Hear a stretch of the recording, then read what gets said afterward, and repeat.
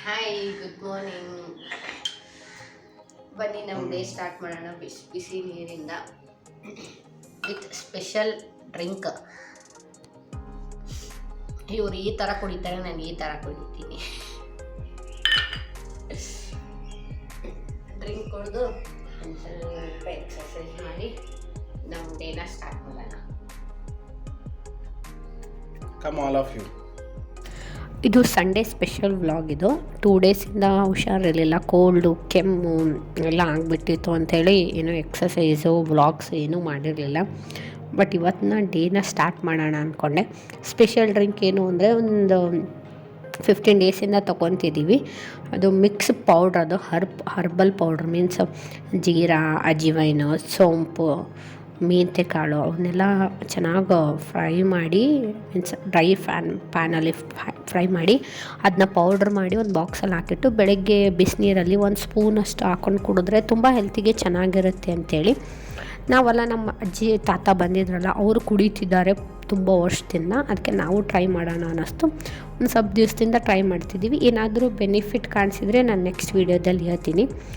Exercise ಎಲ್ಲ ಮುಗಿಸ್ಕೊಂಡು fresh up ಆಗಿ ಮಧ್ಯಾಹ್ನಕ್ಕೆ ನಾವು ಚೆನ್ನಾಗಿ ನಿದ್ದೆ ಮಾಡಿದ್ವಿ. ಇದು ಮತ್ತು ಸಾಯಂಕಾಲದ ವೀಡಿಯೋ. ಸಾಯಂಕಾಲ ಈವ್ನಿಂಗು ತುಂಬ ಚೆನ್ನಾಗಿರುತ್ತೆ ನಮ್ಮ ಟೆರೆಸ್ ಮೇಲೆ. ಹಂಗಾಗಿ ಮನೆಯಿಂದನೇ ನಾನು ಏರ್ ಫ್ರೈಯರಲ್ಲಿ ಸಮೋಸನ ಮಾಡಿದ್ದೆ. ಸಮೋಸ ಅದ್ರ ಜೊತೆ ಸಾಸು. ನಾನು ಹರ್ಷಾಗೆ ಮಿಲ್ಕ್ನ ತೊಗೊಂಡು ಮೇಲ್ಗಡೆ ಬಂದುಬಿಟ್ಟಿದ್ದೆ. ನಮ್ಮ ಟೆರೇಸಿಂದ ಲೊಕೇಶನ್ ಮಾತ್ರ ತುಂಬ ಚೆನ್ನಾಗಿದೆ. ಅವ್ರು ನಮ್ಮ ಯಜಮಾನರು ಚಾಪೆ ಕುತ್ಕೊಳಕ್ಕೊಂದು ಚಾಪೆ ನಮ್ಮ ಹರ್ಷನ ಎತ್ಕೊಂಡು ಬರ್ತಿದ್ರು. ಅವರಿಗೆ ಮರ್ತೋಗ್ಬಿಟ್ಟಿತ್ತು ಚಪ್ಪಲಿನ ತರೋದು, ಹರ್ಷಂದು ಆಟ ಆಡೋಕ್ಕೆ ತರೋದು ಗಾಡಿನ.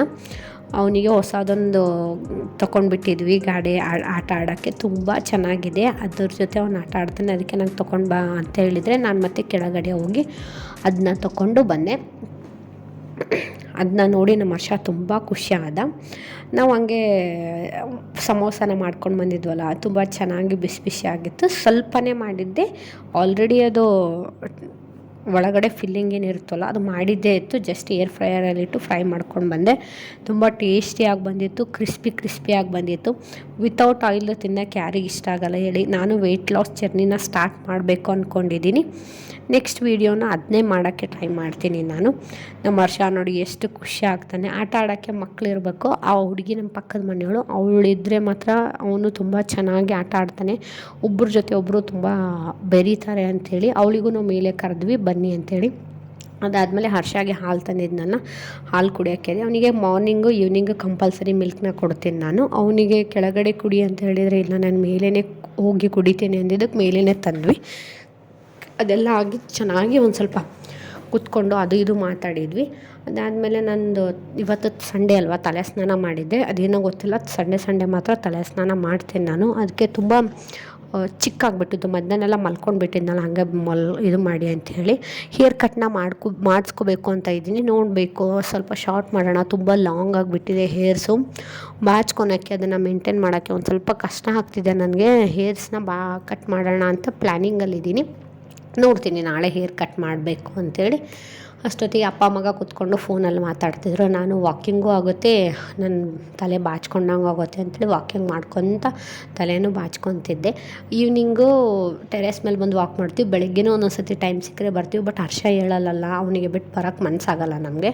ಅದೆಲ್ಲ ಬಂದಮೇಲೆ ಇವತ್ತು ಸಂಡೇ ಅಲ್ವಾ, ನನ್ನ ವಾರಕ್ಕೆ ಎಷ್ಟಾಗುತ್ತೋ ಅಷ್ಟೆಲ್ಲ ಮಸಾಲಾನ ಬಾಕ್ಸಲ್ಲಿ ಫಿಲ್ ಮಾಡ್ಕೊಂಡು ಇಟ್ಕೊತೀನಿ. 2 ಬಾಕ್ಸ್ ಇಕ್ತೀನಿ. ಪ್ಲಾಸ್ಟಿಕ್ ಬಾಕ್ಸಲ್ಲಿ ಇವು ರೆಗ್ಯುಲರು ಜೀರಿಗೆ, ಸಾಸಿವೆ, ಅರಿಶಿನ,